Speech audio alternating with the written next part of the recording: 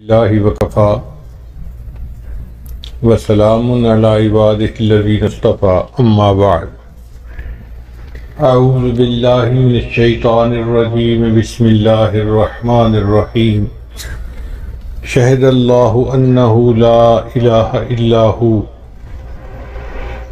والملائکۃ واولو العلم قائما بالقسط لا الہ الا هو العزیز الحکیم سبحان ربک رب العزت عما یصفون وسلام علی المرسلین الحمد للہ رب العالمین اللہم صلی علی سیدنا محمد وعلی آل سیدنا محمد وبارک وسلم۔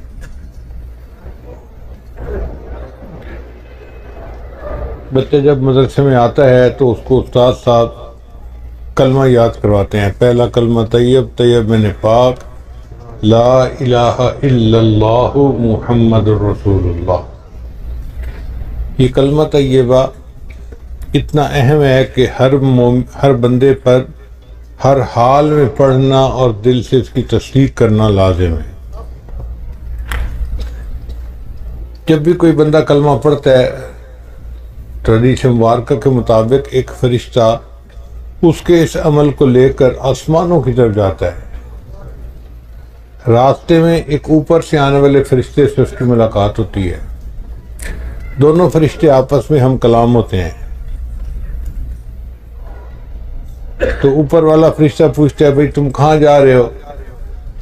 وہ بتاتا ہے کہ میں ایک بندے کا عمل لے کے اللہ کے حضور پیش کرنے کے لیے جا رہا ہوں۔ پھر یہ اوپر آنے والے سے پوچھتا ہے کہ تم کہاں جا رہے ہو؟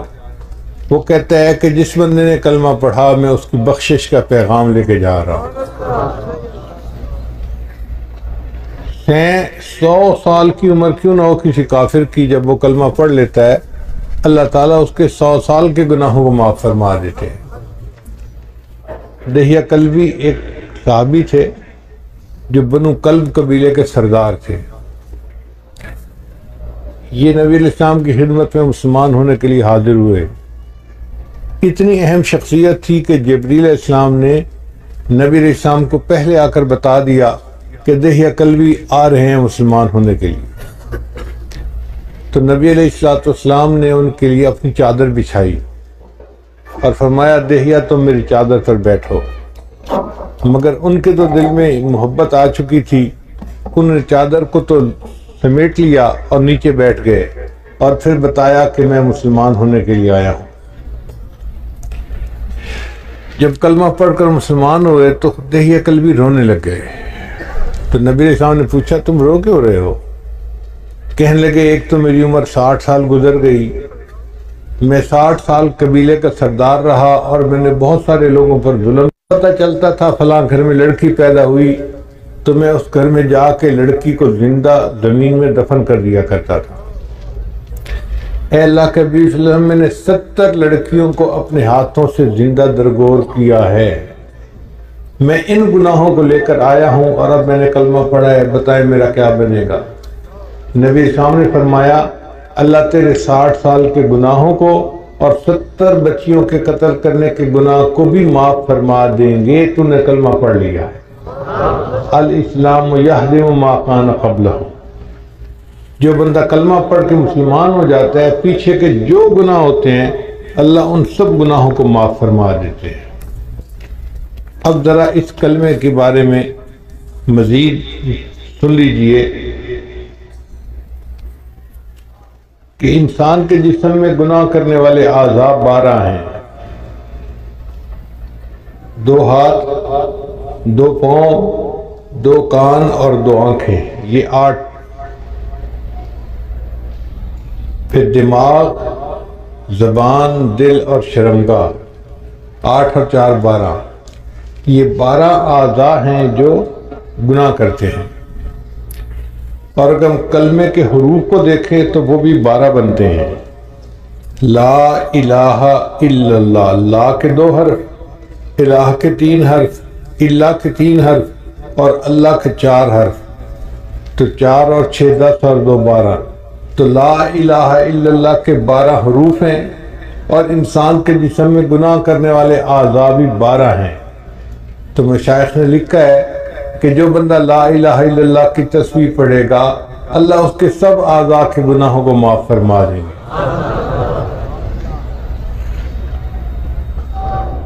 سال کے 12 مہینے ہوتے ہیں۔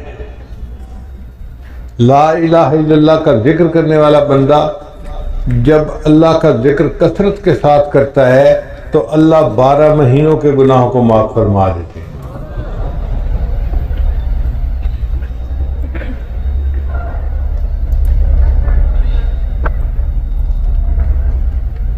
حضرت یوسف علیہ السلام 12 بھائی تھے، 11 کوكبہ، 11 بھائی تھے اور 12ویں یوسف علیہ السلام، تو کل 12 تھے بیٹے۔ مگر یوسف علیہ السلام کی برکت سے اللہ نے باقی سب بھائیوں کے گناہوں کو بھی معاف کر دیا تھا۔ تو یہ کلمہ طیبہ بھی ایسا ہے کہ اس کے پڑھنے کی وجہ سے اللہ تعالیٰ انسان کے 12 مہینوں کے گناہوں کو معاف فرما دیتے ہیں۔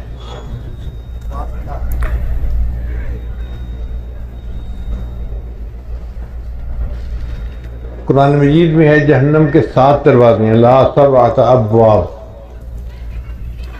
تو جو کلمہ ہے نا لا الہ الا اللہ محمد رسول اللہ، اس کے 7 الفاظ ہیں، لا الہ الا اللہ 4 ہو گئے، اور محمد رسول اللہ 3 وہ ہو گئے، تو 7 الفاظ بنتے ہیں۔ تو جہنم کے 7 دروازے ہیں، تو جو بندہ لا الہ الا اللہ محمد رسول اللہ پڑھ لیتا ہے اس کے لیے اللہ تعالیٰ جہنم کے 7 دروازوں کو بند فرما دیتے ہیں۔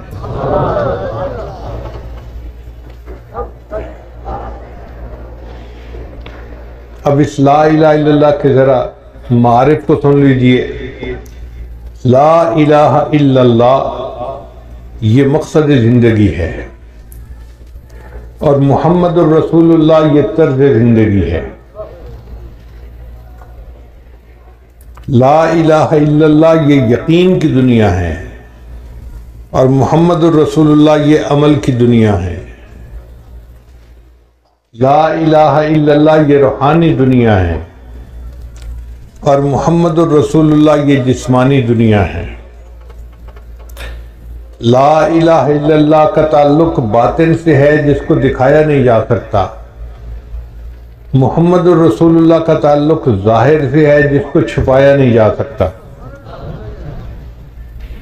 لا الہ الا اللہ باطن کی دنیا کو بسانا ہے، اور محمد الرسول اللہ کا معنی ظاہر کو سنتوں سے سجانا ہے۔ لا الہ الا اللہ یہ قلب کو اللہ کی طرف متوجہ کرتا ہے، اور محمد الرسول اللہ یہ جسم کو عبادت کی طرف متوجہ کرتا ہے۔ لا الہ الا اللہ میں ما سوا کا یقین دل سے نکل جائے، اور محمد الرسول اللہ کا مقصد ہے کہ ما سوا کے طریقے زندگی سے نکل جائیں۔ لا الہ الا اللہ کا معنی منشائے الہی پہ چلنا، اور محمد الرسول اللہ کا معنی منشائے نبوت کے اوپر چلنا۔ لا الہ الا اللہ اس میں جلال ہے، اور محمد الرسول اللہ اس میں جمال ہے۔ لا الہ الا اللہ میں احکامات الہی پر چلنے میں کامیابی کا یقین ہے، اور محمد الرسول اللہ میں سنن نبی پر چلنے میں کامیابی کا یقین ہے۔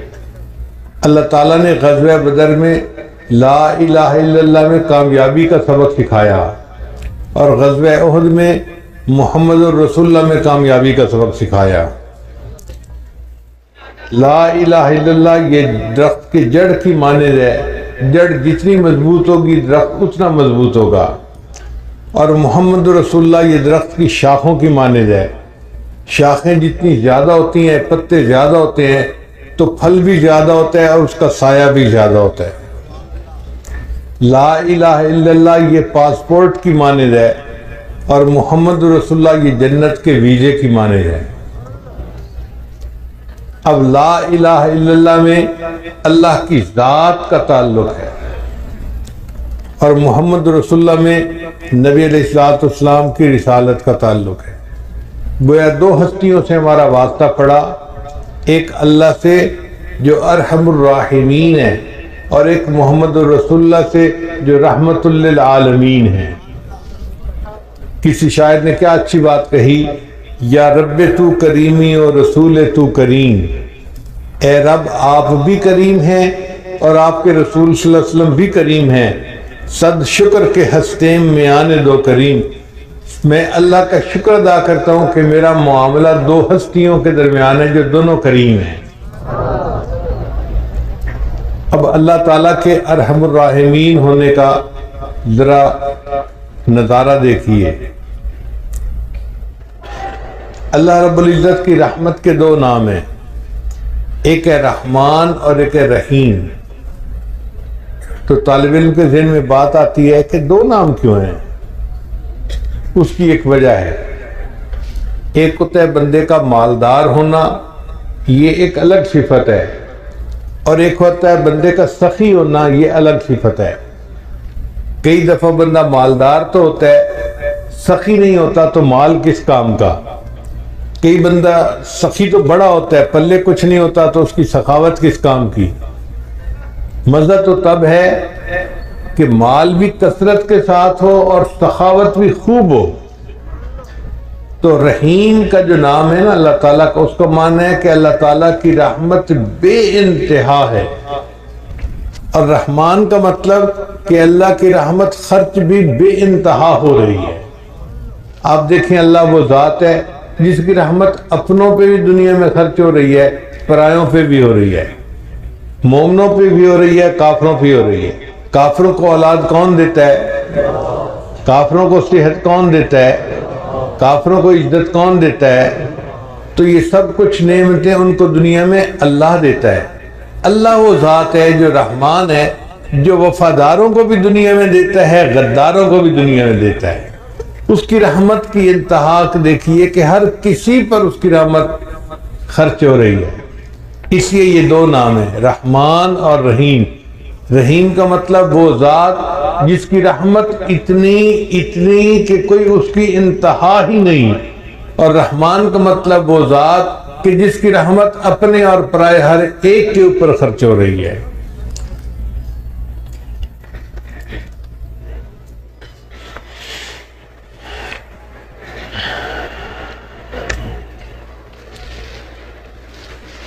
حدیث مبارکہ میں آتا ہے کہ اللہ رب العزت نے اپنی رحمت کے 100 حصے کیے، اور ان میں سے ایک حصہ اللہ نے مخلوق میں تقسیم کیا۔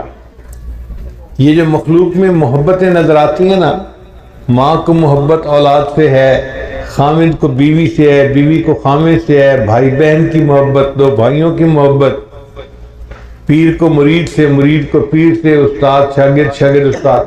مخلوق میں جتنی محبتیں نظر آتی ہیں یہ اس ایک حصے کے آگے حصے در حصے ہیں جو ہمیں ملے ہیں۔ اب آپ غور کیجئے کہ اگر وہ خرب حصہ جو کسی ایک ماں کے حصے میں آیا، اس کی وجہ سے ماں کو اولاد سے اتنی محبت ہوتی ہے، تو جس پروردگار کے پاس 100 حصے رحمت ہے اس کو بندوں سے کتنی محبت ہوگی۔ ہم تو اس کا اندازہ ہی نہیں لگا سکتے۔ سچی بات تو یہی ہے کہ رحمت تو اللہ کے پاس ہے، یا پھر رحمت للعالمین کے پاس ہے، اور باقی تو سارے پانی کے بلبلے ہیں۔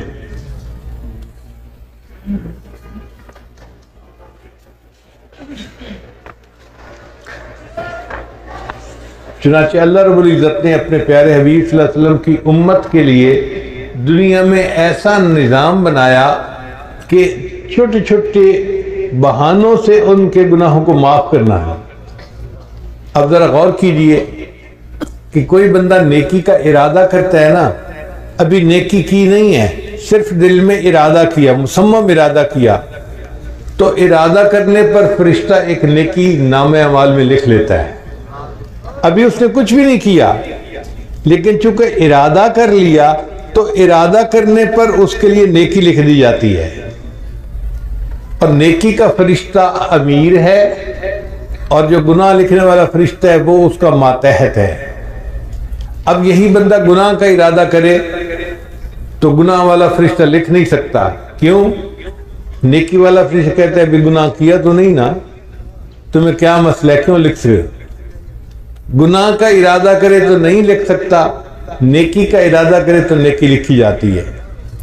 پھر ایک بندے نے گناہ کر لیا تو گناہ والا فرشتہ پوچھتا ہے اپنے افسر سے، میں لکھ لوں اس نے تو گناہ کر لیا؟ وہ کہتے ہیں یار تمہیں جلدی کیا ہے، تھوڑا ویٹ کرو، ہو سکتا ہے کہ یہ شرمندہ محسوس کرے اور توبہ کر لے اور گناہ لکھنے کا موقع ہی نہ آئے۔ 6 گھنٹے تک وہ انتظار کرواتا ہے۔ اگر بندہ گناہ کرنے کے 6 گھنٹے بعد تک بھی افسوس نہیں کرتا تو پھر اس کا گناہ لکھا جاتا ہے۔ لیکن جو ایک نیکی لکھتے نا فرشتہ، وہ کئی مرتبہ ایک نیکی کو 700 گنا تک بڑھا دیتا ہے۔ حدیث مبارکہ میں آتا ہے کہ جب کوئی بندہ سو جاتا ہے تو نیکی والا فرشتہ ایک نیکی کے بدلے میں 10 گناہوں کو مٹا دیتا ہے۔ اب سوچئے کہ ہم تو سو رہے ہیں لیکن نیکی والا فرشتہ ایک نیکی کے بدلے 10 گناہوں کو مٹاتا چلا جا رہا ہے۔ تو کئی مرتبہ کوئی گناہ بچتا ہی نہیں، مومن نے نیکیاں اتنی کی ہوتی ہیں۔ حدیث مبارکہ میں آتا ہے، بخاری شریف کی روایت ہے کہ جس بندے نے دن میں 100 مرتبہ سبحان اللہ و بحمدہ پڑھ لیا، اللہ اس کے سب گناہوں کو معاف کر دیتے ہیں، اگرچہ اس کے گناہ سمندر کی جھاگ کے برابر کیوں نہ ہوں۔ اب بتائیے کتنا چھوٹا سا ذکر ہے، 100 مرتبہ یہ ذکر کرنے پر اللہ تعالیٰ بندے کے سب گناہوں کو معاف فرما دیتے ہیں، اگرچہ اس کے گناہ سمندر کی جھاگ کے برابر کیوں نہ ہوں۔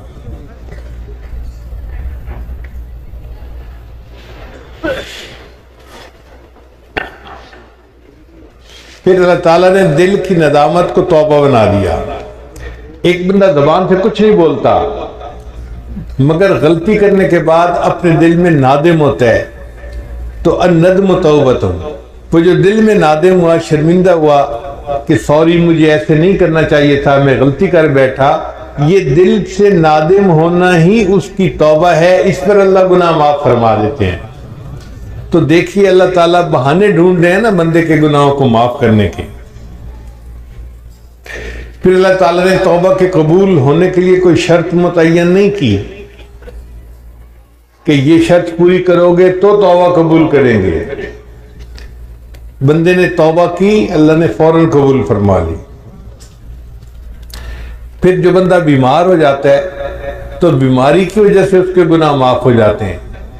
حدیث مبارکہ میں ہے کچھ لوگ بیمار ہوتے ہیں ان کے گناہ معاف ہو جاتے ہیں، اور جب بیماری سے صحت یاب ہوتے ہیں وہ اس طرح گناہوں سے پاک ہوتے ہیں جس طرح اس دن پاک تھے جب اس کی ماں نے ان کو جنم دیا تھا۔ بیماری کیا آئی؟ بندے کے لیے روحانی غسل کا سبب بن گئی۔ پھر دنیا میں کوئی پریشانی آتی ہے، مصیبت آتی ہے، بندے کو ٹھوکر لگے، گناہ معاف، حتیٰ کہ اگر اس کا چراغ جلتا ہوا بجھ جائے تو اس پر بھی گناہ معاف ہو جاتے ہیں۔ تو اتنی چھوٹی چھوٹی پریشانیوں پر اللہ گناہ معاف کرتے ہیں۔ ایسے لگتا ہے کہ اللہ کی رحمت تل گئی ہے کہ میں نے اپنے محبوب کے امتیوں کے گناہوں کو معاف کر دینا ہے۔ پھر کچھ لوگ گناہ کر لیتے ہیں مگر اس پر توبہ استغفار نہیں کرتے۔ اللہ تعالیٰ نے ایک اور سبب بنا دیا۔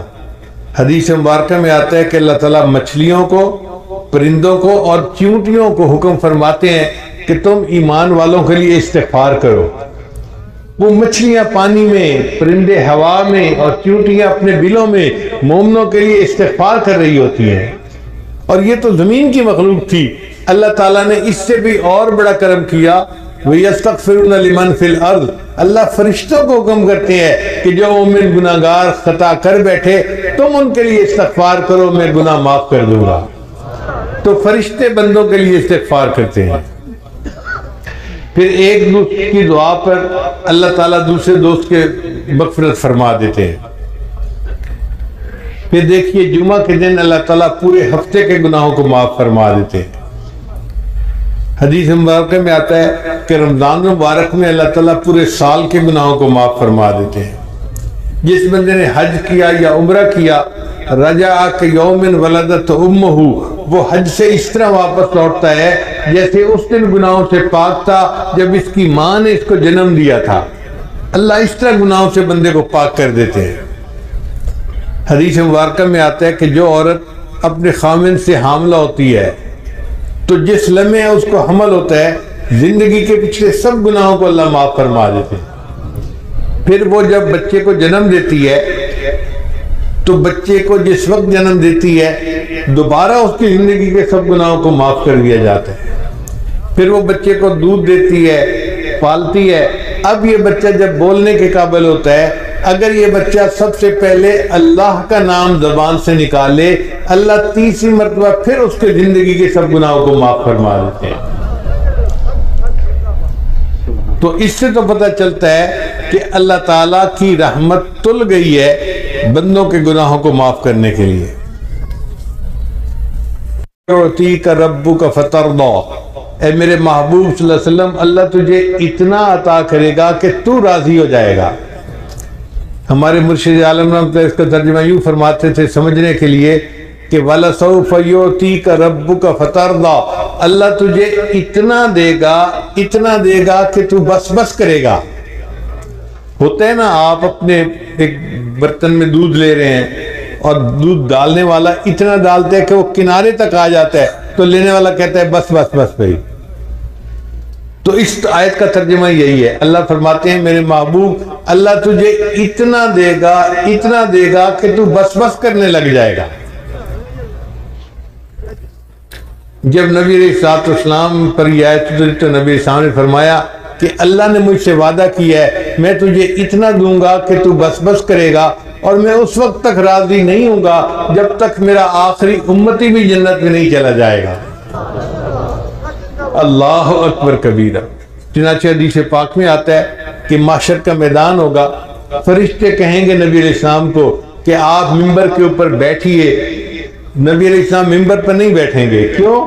ایسا نہ ہو کہ میں ممبر پر بیٹھوں اور ممبر جو ہے اس کو اڑا کر جنت پہنچا دیا جائے اور میری امت کا پیچھے حساب باقی رہ جائے۔ نبی علیہ السلام انتظار کریں گے کہ جب حساب مکمل ہو جائے گا تب میں ممبر پر بیٹھوں گا، پھر میں جنت میں جاؤں گا۔ سبحان اللہ۔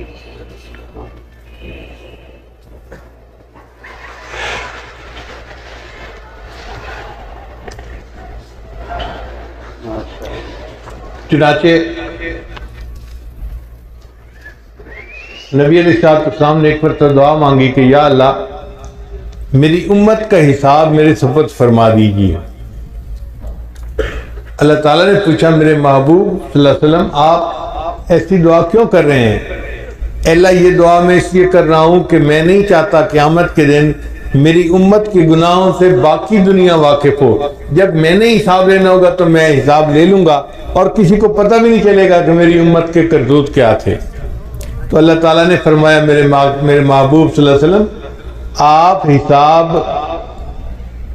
کی امت کا حساب میں ہی لوں گا، مگر میں اس طرح گناہوں کو معاف کروں گا کہ جب آپ کی امتی قیامت کے دن آئیں گے بڑے بڑے گناہ پہلے ہی معاف ہو چکے ہوں گے۔ تو دیکھیے سکرات موت سے گناہ معاف ہوتے ہیں، ضبط قبر سے گناہ معاف ہوتے ہیں، قیامت کے دن کی جو وحشت ہوگی اس سے بھی امت کے گناہ معاف ہوں گے، اور امت جب نبی علیہ السلام کے سامنے پیش ہوگی تو ان کے گناہ معاف ہو چکے ہوں گے۔ اور اگر کوئی رہ بھی گیا ہوگا تو حدیث پاک میں آتا ہے اللہ تعالیٰ ایک بندے کو بلائیں گے اور اس کے گرد نور کی چادر تان دیں گے، جیسے کنات لگا دی جاتی ہے نا تو نور کی کنات لگ جائے گی۔ اب جب نور کی کنات لگ جائے گی تو باقی مخلوق کو کچھ پتہ نہیں چلے گا اندر کیا ہے، مگر اندر اللہ تعالیٰ اس بندے کو اس کے گناہ گنوائیں گے، یہ بھی گناہ کیا، یہ بھی کیا، یہ بھی کیا، وہ مانتا رہے گا حتیٰ کہ اس بندے کو یہ گمان ہوگا کہ آج میں جہنم سے نہیں بچ سکتا، میرا ایک ایک گناہ گنوایا گیا۔ جب اللہ سب گناہ گنوا دیں گے پھر فرمائیں گے کہ تو گناہ کرتا تھا مگر معافیاں بھی مانگتا تھا، ہم نے دنیا میں بھی تیری پردہ پوشی فرمائی اور مخلوق سے تیرے گناہوں کو اوجھل رکھا، ہم آج بھی تیرے گناہوں کو پردہ پوشی کرتے ہیں اور ان کو نیکیوں میں تبدیل کر دیتے ہیں۔ جب چادر ہٹے گی تو دنیا دیکھے گی کہ اس بندے کے نام اعمال میں کوئی گناہ ہی نہیں، تو لوگ کہیں گے شاید یہ انبیاء میں سے کوئی نبی ہے جس نے معصوم زندگی گزاری اور اس کے نام اعمال میں کوئی گناہ ہی نہیں، حالانکہ وہ نبی اسلام کی امت کا گناہگار امتی ہوگا۔ اور ایک حدیث پاک میں ہے کہ اللہ تعالیٰ ایک بندے کو بلائیں گے اور اس کے چھوٹے چھوٹے گناہ گنوائیں گے، وہ چپ رہے گا۔ جب چھوٹے چھوٹے گناہ سارے گنوا دیں گے، پھر اللہ فرمائیں گے اچھا ہم نے تیرے گناہوں کو نیکیوں میں تبدیل کر دیا۔ جب اللہ فرمائیں گے ہم نے تیرے گناہوں کو نیکیوں میں تبدیل کر دیا، وہ کہے گا یا اللہ میرے بڑے گناہ تو ابھی باقی ہیں۔ حدیث مبارکہ میں ہے کہ نبی علیہ السلام نے جب یہ حدیث سنائی تو آپ اتنا کھلا کر ہنسے کہ صحابہ کو آپ کی داڑھیں جو تھی وہ بھی نظر آنے لگ گئیں کہ دیکھو چھوٹے چھوٹے گناہ گنوا رہے تھے تو چپ کھڑا تھا، جب کہا گناہ نیکیوں میں تبدیل کرتے ہیں تو کہتے ہیں جی میرے بڑے گناہ تو ابھی سارے باقی ہیں۔ تو اللہ تعالیٰ یوں امت کے گناہوں کو نیکیوں میں تبدیل فرما دیں گے۔ چنانچہ کچھ امتی ایسے ہوں گے جن کو اللہ تعالیٰ قیامت میں عرش کا سایہ عطا فرمائیں گے۔ 7 تو وہ حضرات ہیں جن کا ایک ہی حدیث میں تذکرہ ہے، اور باقی وہ لوگ ہیں جن کا مختلف اور احادیث میں تذکرہ ہے۔ ان تمام کا مجموعہ میں آج آپ کے سامنے کر دیتا ہوں تو آپ حیران ہوں گے کہ اتنے لوگ عرش کے سائے میں ہوں گے کہ لگتا ہے کہ ہر بندہ کہیں نہ کہیں فٹ ہو ہی جائے گا۔ ایک امام عادل جو بادشاہ ہو مگر انصاف کرنے والا ہو، اس کو اللہ تعالیٰ عرش کا سایہ عطا فرمائیں گے۔ ایک نوجوان جو جوانی میں عبادت کرنے والا ہو۔ اب طلباء مدرسے میں جتنے ہوتے ہیں یہ جوانی کے عالم میں اللہ کی عبادت کرنے والے ہوتے ہیں۔ اس کا مطلب یہ کہ مدارس کے طلباء تو سارے کے سارے ہی عرش کے سائے کے نیچے ہوں گے۔ پھر جس بندے کا دل مسجد میں اٹکا ہوا ہو، کہ ایسے بوڑھے ہوتے ہیں نا، بڑھاپے میں اور تو کام ہوتا کوئی نہیں تو وہ نمازوں کے لیے مسجد میں جاتے ہیں اور مسجد کے کھوٹے بن جاتے ہیں، تو جن کا دل مسجد میں اٹکا ہوا ہو وہ بھی قیامت کے دن عرش کے سائے کے نیچے ہوگا۔ وہ 2 شخص جو اللہ کے لیے ایک دوسرے سے محبت کرتے ہوں گے، جیسے 2 طالب علم ہیں یا 2 پیر بھائی ہیں، اللہ کے لیے ایک دوسرے سے محبت، یا شیخ کو مرید کے ساتھ محبت ہوتی ہے یا مرید کو شیخ کے ساتھ، استاد کو شاگرد کے ساتھ، شاگرد کو استاد کے ساتھ، تو یہ دونوں بھی جنت کے سائے میں ہوں گے۔ اب آپ بتائیے اتنی باتیں گنوانے سے کتنے لوگ ہیں جو عرش کے سائے کے نیچے آنے کے مستحق بن گئے۔ پھر فرمایا کہ جو بندہ چھپ کے صدقہ کرے، یعنی صدقہ کرے اور کسی کو بتائے نہیں۔ کتنے مخیر حضرات ہیں یا ادارے کے معاونین ہوتے ہیں جو تعاون کرتے ہیں اور بتاتے کسی کو نہیں ہے، تو ایسا بندہ بھی قیامت دن عرش کے سائے کے نیچے ہوگا۔ اور پھر وہ بندہ جو تنہائی میں اللہ کو یاد کرے اور اس کی آنکھوں میں سے آنسو آ جائیں۔ نوجوان طلباء غلطیاں کر بیٹھتے ہیں، لیکن کئی مرتبہ تہجد میں تنہائی میں یہ بیٹھ کے اس پر افسوس کرتے ہیں، توبہ طائب ہوتے ہیں اور دعا مانگتے ہوئے ان کی آنکھوں سے آنسو آ جاتے ہیں، تو ان لوگوں کو بھی اللہ تعالیٰ عرش کا سایہ عطا فرمائیں گے۔ پھر اگر کسی مرد کو عورت گناہ کی دعوت دے اور وہ کہے انی اخاف اللہ، میں اللہ سے ڈرتا ہوں، یا عورت کو مرد اپنی طرح متوجہ کرے اور وہ کہے کہ نہیں میں اللہ سے ڈرتی ہوں، تو یہ مرد اور یہ عورت بھی قیامت کے دن عرش کے سائے کے نیچے ہوں گے۔ پھر اگر کسی بندے نے قرضہ لیا مگر قرضہ دینے میں اس کو مشکل ہو رہی ہے اور وہ اپنے قرضدار کو کہتا ہے کہ جی مجھے تھوڑی مہلت اور دے دو، تو قرضہ ادا کرنے میں مہلت دینے والا مقروض بندے کو یہ بھی قیامت کے دن عرش کے سائے کے نیچے ہوگا۔ پھر ایک بندہ تو تجارت میں سچ بولتا ہو تو اس سچ بولنے پر اللہ تعالیٰ اس کو قیامت کے دن عرش کا سایہ عطا فرمائے۔ پھر وہ بندہ جو رات کے اندھیرے میں مسجد میں چل کے جانے والا ہو، فجر کے وقت اندھیرا ہوتا ہے نا، لوگ مسجد میں آتے ہیں یا تہجد کے وقت آتے ہیں یا عشاء کے وقت آتے ہیں، رات کے اندھیرے میں چل کر مسجد میں جانے والا اللہ اس کو بھی عرش کا سایہ عطا فرمائے گا۔ پھر یتیم کی پرورش کرنے والا، یہ تو ایک عام سی بات ہے ہر دوسرے چوتھے گھر میں کوئی نہ کوئی یتیم پل رہا ہوتا ہے. کسی کی بہن کا بیٹا ہوتا ہے, کسی کے بھائی کا بیٹا, کہیں بہن پالتی ہے, کہیں بھائی پالتا ہے. تو گھروں میں یتیم ہمارے پلتے ہیں, یہ ایک عام سی بات ہے. یتیم کو پالنے والا بندہ بھی قیامت کے دن عرش کے سائے کے نیچے ہوگا. پھر صلہ رحمی کرنے والا بندہ اس کو کہتے ہیں جو رشتے ناتے قائم رکھے, یعنی اپنے رشتہ داریوں کا خیال رکھے. الحمدللہ ہمارا یہ معاشرہ ایسا ہے کہ جس میں مسلمان گھروں میں ایک دوسرے کے ساتھ رشتے نبھائے جاتے ہیں, خیال رکھا جاتا ہے, ایک دوسرے کی خوشی غمی میں اس کے ساتھ شریک ہوتے ہیں, ایک دوسرے کے ساتھ تعاون کرتے ہیں, ہر لحاظ سے محبت رشتے نبھاتے ہیں. یہ صلہ رحمی کرنے والا بندہ قیامت کے دن عرش کے سائے کے نیچے ہوگا. پھر وہ بیوہ عورت جو خامند کے مرنے کے بعد اس لیے نکاح نہ کرے کہ بچے چھوٹے ہیں, مجھے ان کی پرورش کرنی ہے, اگر میں دوسرا نکاح کر لوں گی تو میرے بچے رل جائیں گے. جو عورت اس لیے دوسرا نکاح نہیں کرتی, اپنے بچوں کی خاطر زندگی گزار دیتی ہے, یہ عورت بھی قیامت کے دن عرش کے سائے کے نیچے ہوگی. پھر وہ بندہ جو اللہ کے راستے میں جاگتا ہو, وہ بھی قیامت کے دن عرش کے سائے کے نیچے ہوگا. پھر وہ کام کرنے والا بندہ جو رشوت نہ لیتا ہو, یہ بھی قیامت کے دن عرش کے سائے کے نیچے ہوگا. وہ بندہ جو سودی کاروبار نہ کرتا ہو, یہ بھی قیامت کے دن عرش کے سائے کے نیچے ہوگا. پھر وہ بندہ جو مسلمان کے غم کو دور کرے, ضروری نہیں کہ مال پیسے سے غم دور ہوتا ہے, غم زدہ بندے کو دو میٹھے بول دو نا, اس کا غم کم ہو جاتا ہے. اس کو تسلی دینا, اس کو تشفی کر, اس سے محبت کی بات کر لینا, میٹھی بات کر لینا, اس کا دل کا غم دور ہو جاتا ہے. مومن کے دل کا غم دور کرنے والا یہ بندہ, یہ بھی قیامت کے دن عرش کے سائے کے نیچے ہوگا. پھر کثرت سے درود شریف پڑھنے والا.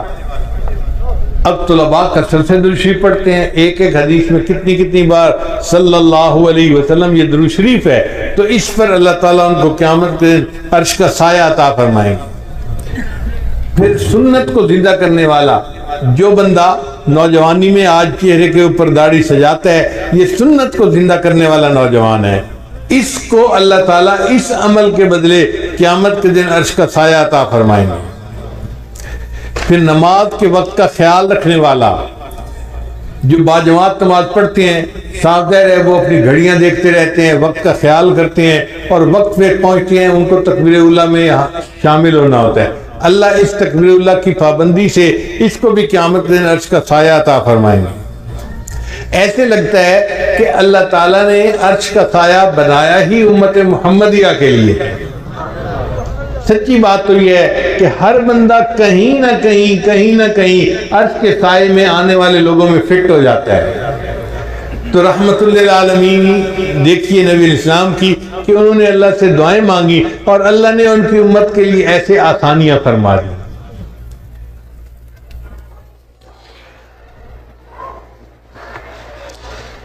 نبی علیہ السلام امت کے لیے بہت دعائیں مانگا کرتے تھے. حدیث مبارکہ میں آتا ہے کہ نبی علیہ السلام نے ایک مرتبہ دریا کے کنارے نماز ادا فرمائی. سفر سے آ رہے تھے, تو جب آپ نے نماز پڑھی تو آپ نے دیکھا کہ ایک چڑی آئی اور ریت کے 2-3 ذرات اس نے اپنی چونچ میں لیے اور دریا کے اوپر چل کے چلی گئی. پھر دوبارہ آئی, پھر اس نے 2-4 ذرات اپنی چونچ میں لیے, پھر اڑ کے چلی گئی. جب 2-4 دفعہ ایسا ہوا تو نبی علیہ السلام متوجہ ہوئے کہ یہ چڑیا کیا کر رہی ہے. تو جبریل علیہ السلام آئے, انہوں نے آ کے بتایا, اے اللہ کے نبی صلی اللہ علیہ وسلم, آپ امت کی بخشش کی دعائیں کرتے ہیں, اللہ نے آپ کو ایک منظر دکھا دیا ہے کہ یہ چونچ میں جو ذرے لیتی ہے تو وہ چند ذرے ہوتے ہیں, اور یہ جا کر دریا کے اوپر پھینکتی ہے تو دریا کو پتہ ہی نہیں چلتا کہ ذرے پھینکے گئے یا نہیں پھینکے گئے. تو اللہ نے آپ کو دکھایا ہے آپ کی امت کے گناہ وہ ریت کے ذرات کی مانند ہیں, اور اللہ کی رحمت تو اس دریا کی مانند ہے, وہ ساری امت کے گناہوں کو بھی معاف کر دے تو دریا کو پتہ ہی نہیں چلے گا. کہتے ہیں کہ ایک مچھر کسی بیل کے سینگ پہ بیٹھ گیا تھا, پھر اس نے اڑتے ہوئے اس سے سوری کی کہ سوری میں آپ کے سینگ کے اوپر بیٹھا رہا. تو بیل نے کہا, او میاں مجھے تو پتہ بھی نہیں چلا کہ تو بیٹھا بھی تھا یا نہیں بیٹھا تھا. اگر مچھر کے وزن کا بیل کو پتہ نہیں چلتا تو ہمارے گناہوں کا اللہ کی رحمت کے سامنے کوئی حیثیت ہی نہیں ہے. اللہ چاہے تو سب کے گناہوں کو معاف فرما دے.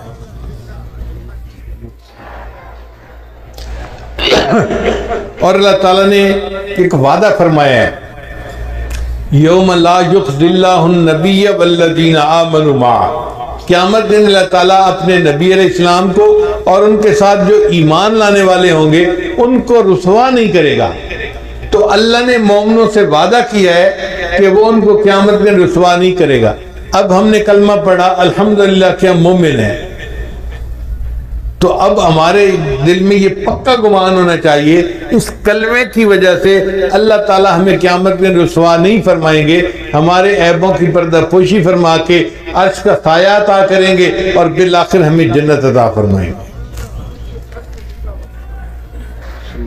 علماء نے لکھا ہے کہ نکاح جو ہوتا ہے نا یہ ایجاب و قبول ہوتا ہے. دلہن کی طرف سے ایجاب اور خامد کی طرف سے قبول، تو وہ دلہن بن گئی. اسی طرح ایمان بھی ایجاب و قبول کی مانند ہے. جب نکاح ہوتے ہیں نا تو دلہا دلہن کو لے کے اپنے گھر آ جاتا ہے کیونکہ ایجاب و قبول ہو چکا. جس نے کلمہ پڑھا ایمان لے آیا گویا اس نے اللہ کے ساتھ ایجاب و قبول کر لیا. اب اللہ اس بندے کو اپنے گھر جنت میں لے کر جائیں گے کلمے کی بنیاد پر. باقی عمل سارے ایک طرف رکھ دیں. جب تک بکے نہ تھے کوئی پوچھتا نہ تھا،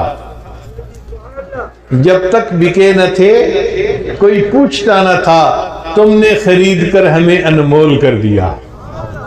اللہ تعالیٰ قرآن میں فرماتے ہیں ان اللہ اشتری من المؤمنین انفسهم واموالهم بان لهم الجنہ. اللہ نے مومنوں سے ان کے جان اور مال کو جنت کے بدلے میں خرید لیا ہے.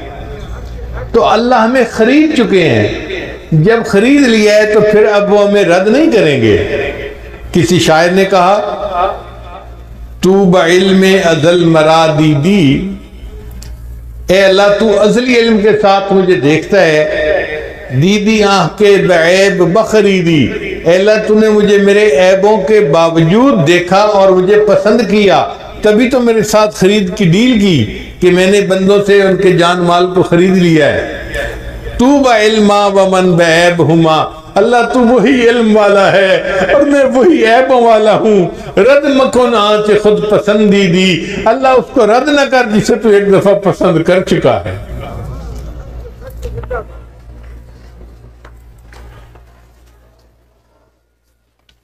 تو اللہ رب العزت کی رحمت کی کوئی انتہا نہیں. چنانچہ حضرت شیخ عبد القادر جیلانی رحمۃ اللہ علیہ نے اللہ تعالیٰ کی رحمت کا درس دیا اور 18 سال تک درس دیتے رہے.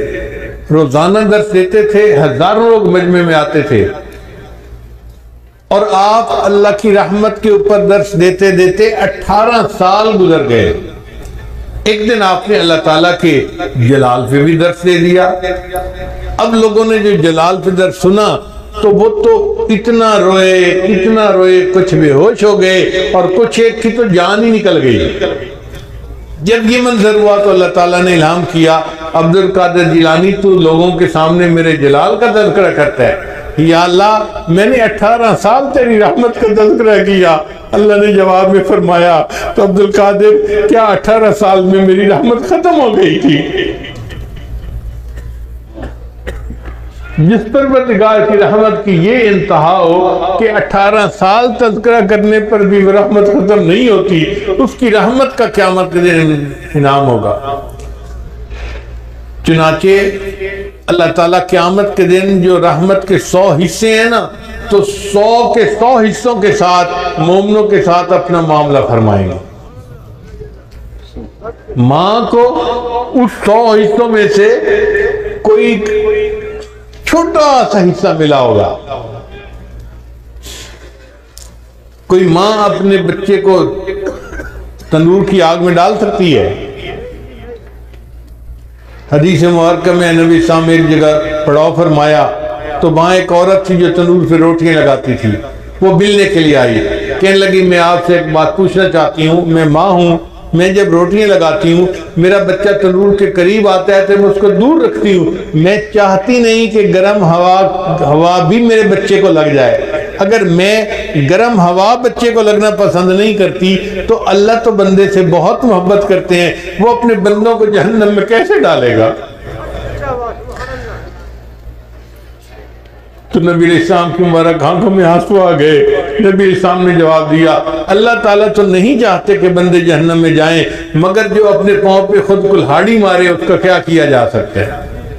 وَمَا ظَلَمَهُمُ اللَّهُ وَلَكِنْ كَانُوا أَنفُسَهُمْ يَظْلِمُونَ، اللہ نے ان پہ ظلم نہیں کیا، انہوں نے اپنی جانوں پہ خود ظلم کیے ہیں۔ تو ہم گناہ کرتے ہیں اور پھر توبہ کرنا بھول جاتے ہیں، یہ ہماری کوتاہی ہوتی ہے، ورنہ اللہ تعالیٰ تو معاف کرنے کے لیے تیار ہیں۔ ایک گناہ میرا ماں پیو ویکھے تے دیوݨ دیس نکالا، ایک گناہ میرا ماں پیو ویکھے تے دیوݨ دیس نکالا، تے لکھ گناہ میرا اللہ ویکھے تے وہ پردے پاون والا۔ اللہ لاکھوں گناہ بندے کے دیکھتے ہیں پھر بندے پہ پردے ڈال دیتے ہیں۔ جے ویکھاں اپنے عملہ وال تے کچھ نہیں میرے پلے، جے ویکھاں اپنے عملہ وال تے کچھ نہیں میرے پلے، جے ویکھاں تیری رحمت وال تے بلے بلے بلے۔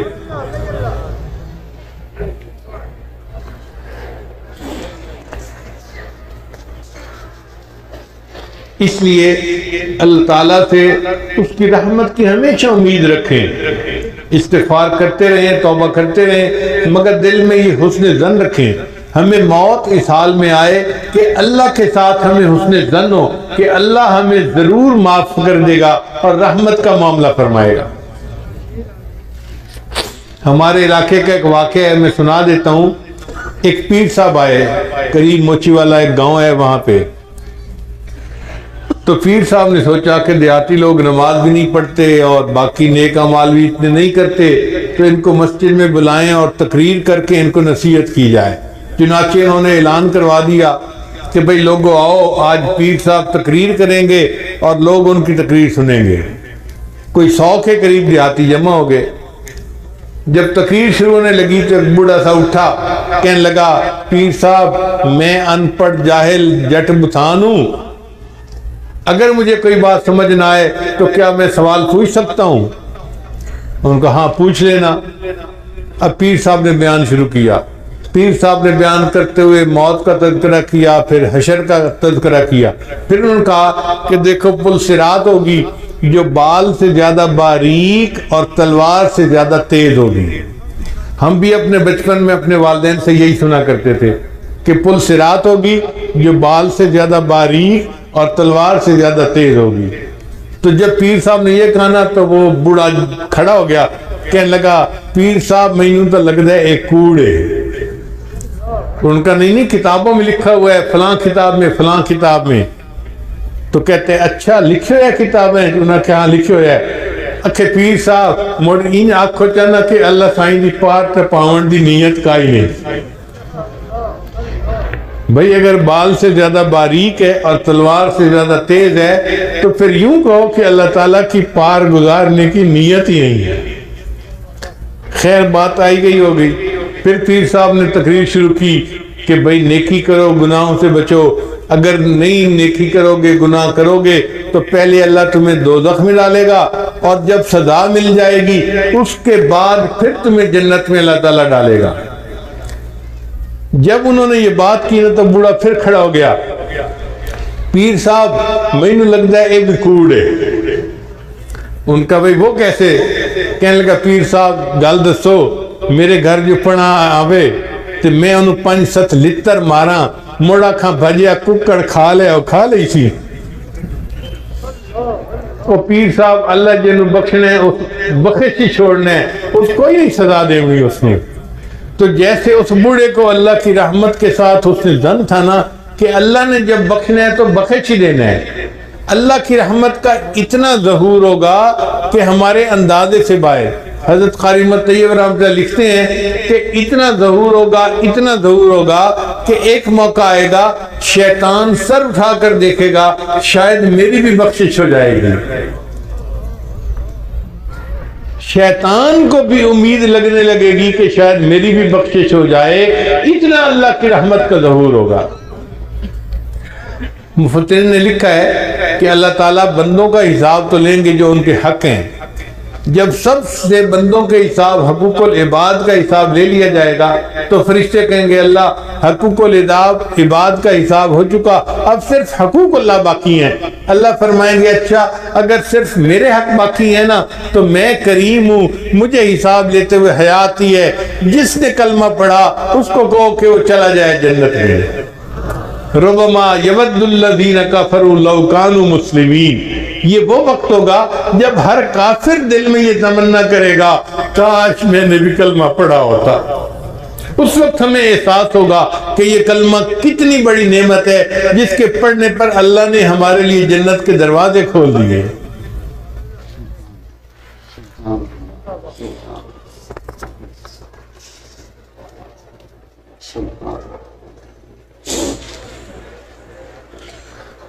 ایک بزرگ لکھتے ہیں کہ قیامت کے دن اللہ تعالیٰ گناہگاروں میں اپنی رحمت کو تقسیم کریں گے تو فرشتے پوچھیں گے یا اللہ اب کس بندے کو کتنی رحمت دینی ہے، تو ہو سکتا ہے اللہ تعالیٰ قانون یہ بتا دے کہ بھئی جس کے گناہ جتنے زیادہ ہیں اس کو رحمت بھی اتنے ہی حساب سے دے دو، تو جو زیادہ گناہگار ہوں گے نا اس کو زیادہ رحمت میں سے حصہ ملے گا۔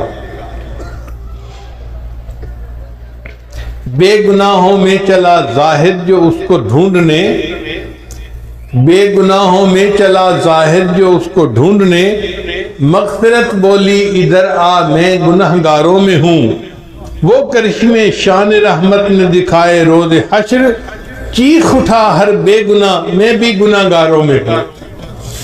اتنا اللہ کی رحمت کا ظہور ہوگا کہ بے گناہ بھی کہہ اٹھیں گے میں بھی گناہگار ہوں، مجھے بھی رحمت میں سے حصہ چاہیے۔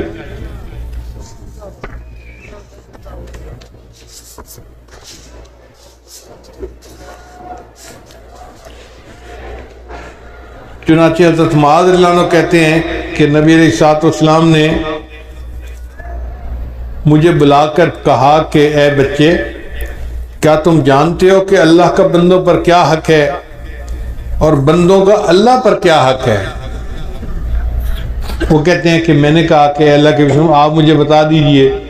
فرمانے لگے کہ اللہ کا بندوں پر یہ حق ہے کہ بندے اس کے ساتھ کسی کو شریک نہ بنائیں، توحید کے اوپر پکے رہیں، اور جو بندہ توحید کے اوپر پکا رہے اس کا حق اللہ پہ یہ ہوتا ہے کہ اللہ اس کو جنت عطا فرما دے۔ ما من احد یشہد اللہ الہ الا اللہ وان محمد رسول اللہ صدقا من قلبہ الا حرمہ اللہ علی النار۔ یہ بخاری اور مسلم کی روایت ہے کہ جو بندہ دل کی سچائی کے ساتھ لا الہ الا اللہ محمد رسول اللہ پڑھ لیتا ہے اللہ تعالیٰ دوزخ کی آگ اس کے اوپر حرام کر دیتے ہیں۔ ایک مرتبہ سیدنا ابو ہریرہ عنہ نے دیکھا کہ نبی علیہ السلام گھر پہ نہیں تھے تو وہ ڈھونڈنے کے لیے نکلے۔ بنی نجار کا ایک باغ تھا تو اس کے اندر نبی علیہ السلام تشریف فرما تھے، اور اس باغ کا جو پانی تھا نا وہ ایک کھالی کے ذریعے سے باہر نکلتا تھا، وہاں سے دیوار تھوڑا ٹوٹی ہوئی تھی۔ ابو ہریرہ عنہ دروازے کی طرف جاتے اور اندر جاتے تو دیر لگ جاتی، ان کو جلدی تھی، وہ اس نالی سے خالی جس کو کہتے ہیں نا وہاں سے باغ کے اندر داخل ہو گئے اور نبی علیہ السلام کے پاس حاضر ہوئے۔ تو نبی علیہ السلام نے فرمایا کہ ابو ہریرہ من قال لا الہ الا اللہ دخل الجنہ، جس نے لا الہ الا اللہ کہہ دیا وہ جنت میں سیدھا جائے گا۔ تو ابو ہریرہ نے کہا اے اللہ کے بسم میں لوگوں کو بتا دوں؟ فرمایا ہاں بتا دو۔ اے اللہ کے بسم میں ان کو بتاؤں گا، وہ کہیں گے تیرے پاس اس کی دلیل کیا ہے؟ تو نبی علیہ السلام نے اپنے نالین مبارک اپنے جوتے مبارک دیے کہ یہ میرے جوتے لے جاؤ، یہ دکھا دینا کہ نبی علیہ السلام نے یہ دے کر مجھے بھیجا ہے۔ اب ابو ہریرہ اس باغ سے باہر نکلے، آگے عمر رضی اللہ عنہ سے ملاقات ہو گئی۔ تو ابو ہریرہ نے بتایا کہ نبی علیہ السلام نے فرمایا جس نے کہا لا الہ الا اللہ دخل الجنہ، جو لا الہ الا اللہ پڑھ لے گا اللہ اس کو جنت میں داخل کریں گے۔ تو عمر لانو پہ انتظام غالب تھا، انہوں نے ان کو جو دھکا دیا تو ابو ہریرہ تو پیچھے جا کے گرے، کہنے لگے اچھا میں جا کے نبی علیہ السلام کو شکایت لگاتا ہوں۔ ادھر ابو ہریرہ پہنچے اور ادھر عمر لانو بھی پہنچ گئے۔ ابو ہریرہ نے بتایا کہ اللہ کے نبی میں نے ان کو بتایا تھا تو انہوں نے مجھے دھکا دیا اور میں گر گیا۔ تو نبی علیہ السلام نے پوچھا عمر تو نے ایسا کیوں کیا؟ تو عمر لانو نے جواب دیا اخشا ان یتکل الناس علیہا، اے اللہ کے وسلم مجھے ڈر ہوا کہ اگر اس طرح کھول کے بتا دیں گے کہ لا الہ الا اللہ کہنے پر جنت مل جائے گی تو پھر لوگ عمل کرنے سے پیچھے رہ جائیں گے، سستی کریں گے، اس لیے میں نے کہا تھا کہ فخلہم یعملون، تو اس بات کو نہ کر، لوگوں کو عمل کرنے دے۔ تو واقعی بات ایسی ہے، نبی علیہ السلام نے یہ بات سن کے ثبوت فرما لیا۔ ایک واقعہ میں نے کتابوں میں پڑھا تھا حضرت شبلی رحمۃ اللہ علیہ کا، لیکن میں اس کو نقل کرنے سے ڈرتا تھا۔ ایک مرتبہ رائے وینڈ کے سالانہ اجتماع میں حضرت مولانا محمد مسلم، مولانا محمد اسلم ملتانی، انہوں نے یہ واقعہ سنایا رائے وینڈ کے سالانہ اجتماع میں۔ اس کے بعد یہ واقعہ میں نقل کر دیتا ہوں۔ کتاب میں لکھا ہوا تھا کہ اللہ تعالیٰ کے اپنے اولیاء کے ساتھ بہت معاملات ہوتے ہیں، اللہ تعالیٰ ان سے کبھی کبھی دل لگی بھی فرماتے ہیں۔ تو ایک مرتبہ اللہ تعالیٰ نے شبلی پر الہام فرمایا، شبلی کیا تو چاہتا ہے کہ میں تیرے عیب لوگوں پر واضح کر دوں، تجھے دنیا میں کوئی منہ لگانے والا نہ رہے؟ شبلی کیا تو چاہتا ہے کہ میں تیرے عیب لوگوں کے اوپر ظاہر کر دوں تو تجھے دنیا میں کوئی منہ لگانے والا نہ رہے؟ وہ بھی آگے ناز کے انداز میں تھے، کہنے لگے اللہ کیا تو چاہتا ہے کہ میں تیری رحمت کھول کر لوگوں کو بتا دوں تجھے دنیا میں کوئی سجدہ کرنے والا نہ رہے؟ جب یہ الہام ہوا، جب یہ بات کی تو فوراً الہام ہوا شبلی نہ تو میری بات کہنا نہ میں تیری بات کہتا ہوں۔ تو واقعی اگر اللہ تعالیٰ کی رحمت کا ہمیں صحیح پتہ چل جائے تو ہم تو سستی میں پڑ جائیں کہ اللہ نے معاف تو کر ہی دینا ہے۔ اس لیے جو لگا ہوا ہے وہ لگا رہے اور معافی مانگتا رہے، کیونکہ گناہ کر کے معافی نہ مانگنا، اس کا بڑا نقصان یہ ہے کہ موت کے وقت ایمان سلب کر لیا جاتا ہے۔ تو گناہ کرنے کے بعد پھر اس پر رونا دھونا یہ ہماری ذمہ داری ہے۔ اگر ہم روتے رہیں گے، دھوتے رہیں گے اور ایمان کے اوپر موت آ گئی تو آپ سمجھیں کہ انشاءاللہ اللہ تعالیٰ اس کلمے کی برکت سے ہمیں بالآخر جنت عطا فرمائیں گے۔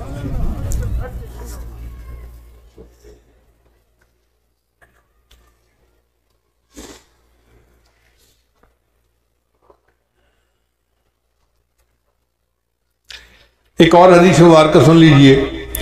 حضرت ابو ذر غفاری عنہ حاضر خدمت ہوئے نبی السلام کی۔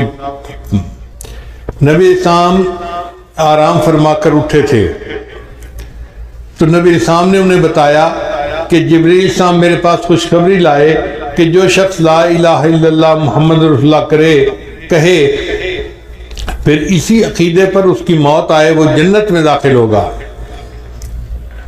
جب نبی السلام نے یہ بتایا تو ابو ذر غفاری عنہ نے آگے سے سوال کیا، اے اللہ کے نبی صلی اللہ علیہ وسلم وَإِن سَرِقَ وَإِن زَنَا وَسَرِقَ، کیا اگر اس نے چوری کی اور زنا کیا پھر بھی جنت میں جائے گا؟ نبی صلی اللہ علیہ وسلم نے فرمایا ہاں پھر بھی جنت میں جائے گا۔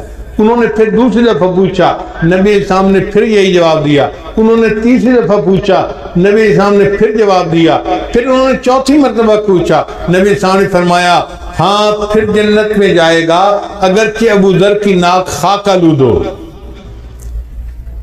یعنی جس نے کلمہ پڑھا اگر وہ چوری اور زنا جیسا جرم بھی کر بیٹھا اور وہ اللہ سے معافیاں مانگتے استغفار کرتا ہے تو وہ جنت میں جائے گا اگرچہ ابو ذر کی ناک خاک آلود ہو۔ اس کا مطلب یہ کہ یہ کلمہ ایسی نعمت ہے کہ اگر ہم اللہ کے ساتھ حسن ظن رکھیں گے، اللہ کی رحمت کی امید دل میں رکھیں گے اور اللہ سے مانگتے رہیں گے تو کلمے کی برکت سے اللہ ہمیں جنت عطا فرمائے گا۔ اس لیے کہتے ہیں اللہ جتنی تیری بڑی ذات اتنی بڑی میری آس۔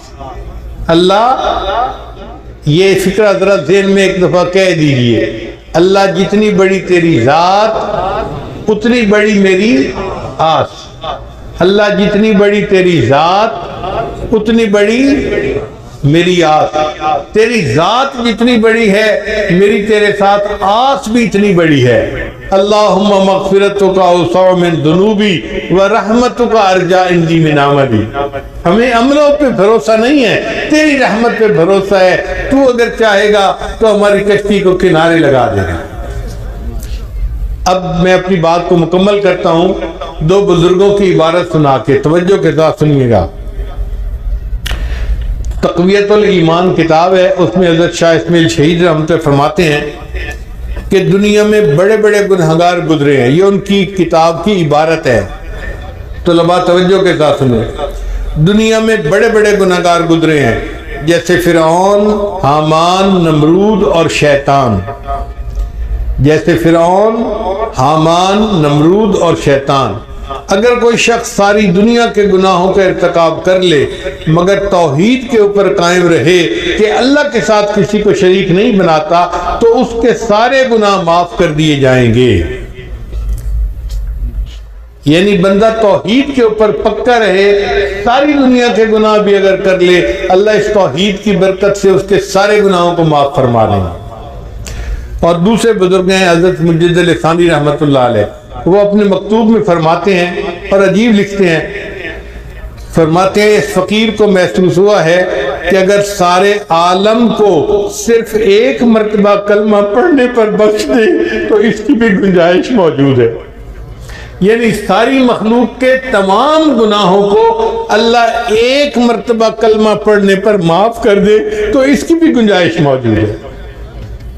اب آپ بتائیے یہ کلمہ پڑھنا کتنی بڑی نعمت ہے کہ ایک مرتبہ کلمہ پڑھنے پر اللہ ساری مخلوق کے سارے گناہوں کو معاف کر دے تو اس کی بھی گنجائش موجود ہے۔ اگر یہ کلمہ اتنا اعلیٰ ہے تو بھی ہمیں بھی چاہیے کہ ہم دن میں رات میں آتے جاتے چلتے پھرتے لا الہ الا اللہ، لا الہ الا اللہ، لا الہ الا اللہ اس کا ذکر کرتے رہیں تاکہ اللہ تعالی ہمارے بھی گناہوں کو معاف فرما دے۔ امید کرتا ہوں انشاءاللہ اس کلمہ لا الہ الا اللہ کو جو آپ نے دل کی گہرائیوں سے آج پڑھا، اللہ تعالیٰ اس کے صدقے قیامت کے دن ہمیں اپنی پسندیدہ جگہ جنت عطا فرمائیں گے، اور قیامت کے دن ہمیں ہمارے پیارے آقا صلی اللہ علیہ وسلم کے سامنے ذلیل و رسوا نہیں فرمائیں گے۔ وآخر دعوانا ان الحمد للہ رب العالمین۔